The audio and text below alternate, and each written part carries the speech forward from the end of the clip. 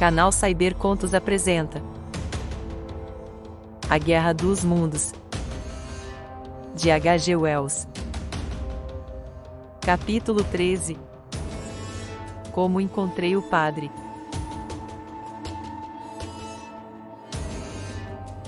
Depois de receber essa súbita lição sobre o poder das armas terrestres, os marcianos recuaram para o posto original no campo de Horsell. Na pressa e preocupados em carregar os destroços do companheiro abatido, eles sem dúvida ignoraram muitas vítimas isoladas e insignificantes como eu. Se tivessem abandonado o companheiro e seguido adiante, nada haveria entre eles e Londres naquele momento, além de baterias de canhões de 12 libras, e certamente teriam alcançado a capital antes das notícias da aproximação. A chegada deles teria sido tão súbita, terrível e destrutiva quanto o terremoto que destruiu Lisboa há um século. Mas eles não tinham nenhuma pressa. Um cilindro após o outro completava seu trajeto interplanetário. A cada 24 horas recebiam reforços.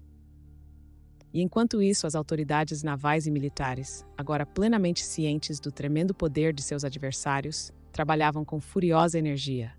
A cada minuto, um novo canhão era posicionado, até que, antes do crepúsculo, cada bosque, cada fileira de casarões suburbanos nos montes ao redor de Kingston e Richmond ocultavam um expectante cano preto. E ao longo da região crestada e desolada que cercava o acampamento marciano no campo de Horsell, numa área total de cerca de 30 quilômetros quadrados, ao longo de calcinados e desolados vilarejos entre as árvores, ao longo das arcadas enegrecidas e fumegantes, que um dia antes haviam sido florestas de pinheiros, postavam-se os dedicados batedores com os heliógrafos para alertar prontamente os canhoneiros quando os marcianos se aproximassem. Mas os marcianos agora entendiam nosso comando de artilharia e o perigo da proximidade humana, e ninguém ousava chegar a mais de 1 quilômetro de qualquer um dos cilindros, sob o risco de perder a vida. Os gigantes passaram a primeira parte da tarde indo de um lado para outro, transferindo a carga do segundo e terceiro cilindros, o segundo nos campos de golfe de Addlestone, o terceiro em Pyrford, para o fosso no campo de Horsell. Acima da urze enegrecida e dos prédios arruinados que se estendiam para longe, um deles ficou de sentinela, enquanto os outros abandonavam suas imensas máquinas de guerra e mergulhavam no fosso. Lá trabalharam noite adentro, e a grande coluna de densa fumaça verde que se elevava do fosso podia ser vista dos montes ao redor de Marrow, e até mesmo, como me foi dito, das colinas de Bunstead e Epsom. Enquanto atrás de mim, os marcianos se preparavam para o ataque seguinte e, à minha frente, a humanidade se reunia para a batalha. Escapei com grande esforço do fogo e da fumaça de Weybridge a caminho de Londres. Vi um barco abandonado, muito pequeno e distante, vagando correnteza abaixo. Tirei quase todas as minhas roupas encharcadas, persegui-o, entrei nele e escapei daquela destruição.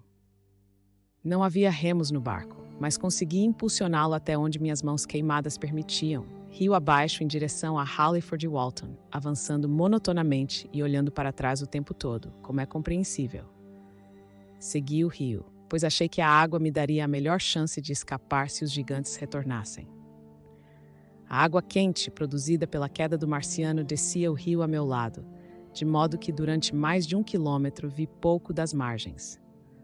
Uma vez, no entanto, discerni uma série de vultos escuros que corriam pelos prados vindos da direção de Weybridge. Parecia que Halliford fora evacuada, e várias casas defronte ao rio estavam em chamas. Era estranho ver aquele lugar tão calmo, tão desolado sob o céu quente e azul, com fumaça e fiapos de chama acendendo no calor da tarde. Nunca antes eu vira casas queimando sem a interferência de uma multidão para salvá-las. Mais adiante, os juncos secos da margem ardiam e fumegavam, e uma trilha de fogo avançava gradualmente por um campo de feno. Deixei-me levar pela correnteza durante muito tempo, pois estava dolorido e esgotado após a violência que sofrera, e o calor sobre a água era intenso. Então meu medo falou mais alto novamente, e recomecei a remar. O sol tostava minhas costas nuas. Finalmente, quando avistei a ponte de Walton, depois de uma curva, a febre e a fraqueza venceram meu medo. Desembarquei na margem de Middlesex e deitei-me, enfermo, no meio da grama alta. Deviam ser 4 ou 5 horas da tarde. Logo em seguida me levantei, andei cerca de 800 metros sem encontrar ninguém e depois voltei a me deitar à sombra de uma sebe. Lembro-me de ter falado sozinho, delirante, depois daquele último esforço. Também tinha muita sede e me arrependia amargamente de não ter bebido mais água. Senti uma curiosa raiva da minha mulher. Não consigo explicar, mas meu desejo impotente de chegar a Leatherhead me atormentava. Lembro claramente da chegada do padre, portanto devo ter adormecido. Notei sua presença primeiro como um vulto sentado com fuligem nas mangas da camisa, e o rosto barbeado voltava-se para um leve fulgor que dançava no céu. Era o chamado céu encarneirado, fileiras de nuvens pequenas e arredondadas, tingidas pelo crepúsculo de verão. Sentei-me e, com meu movimento, ele me lançou um olhar brusco. Você tem água? Faz 1 hora que você está pedindo água. Durante um momento ficamos em silêncio, observando um ao outro. Suponho que ele tenha me achado uma figura bastante estranha, nu a não ser por minhas calças e meias encharcadas, escaldado, o rosto e os ombros escurecidos pela fumaça. Seu rosto não era favorável, o queixo retraído, os cabelos que caíam em cachos quase loiros sobre a testa estreita. Seus olhos eram grandes, azul claros e tinham uma expressão vazia. Ele falou bruscamente, desviando o olhar vago. O que significa? O que tudo isso significa? Olhei para ele e não respondi. Ele estendeu a mão branca e magra e falou num tom quase queixoso. Por que isso é permitido? Que pecados cometemos? O culto matinal tinha terminado, eu andava pelas ruas para refrescar a cabeça para o culto da tarde, e então, fogo, terremoto, morte. Como se fosse Sodoma e Gomorra. Todo nosso trabalho desfeito, todo o trabalho. O que são esses marcianos? O que somos nós? Respondi, limpando a garganta. Ele agarrou os joelhos e voltou-se para me olhar outra vez. Durante meio minuto, talvez, ele me olhou em silêncio. Eu andava pelas ruas para refrescar a cabeça. Repetiu ele. E de repente, fogo, terremoto, morte. Calou-se novamente, com o queixo agora quase tocando os joelhos. Em seguida, começou a gesticular com a mão. Todo o nosso trabalho, todas as escolas dominicais. O que nós fizemos? O que Weybridge fez? Tudo por terra, tudo destruído. A igreja. Nós a reconstruímos há apenas 3 anos. Acabada. Varrida da face da terra. Por quê? Mais uma pausa, e ele se pôs a falar de novo, como um demente. A fumaça do seu tormento subirá para todo sempre. Gritou. Seus olhos flamejavam, e ele estendeu o dedo magro em direção a Weybridge. Comecei a entender o que lhe acontecera. A tremenda tragédia em que estivera envolvido, obviamente, era um fugitivo de Weybridge. Levara-o às fronteiras da insanidade. Estamos longe de Sunbury. Perguntei num tom casual. O que vamos fazer? Essas criaturas estarão por toda parte? A terra lhes foi entregue? Estamos longe de Sunbury. Hoje de manhã mesmo eu celebrei uma cerimônia logo cedo.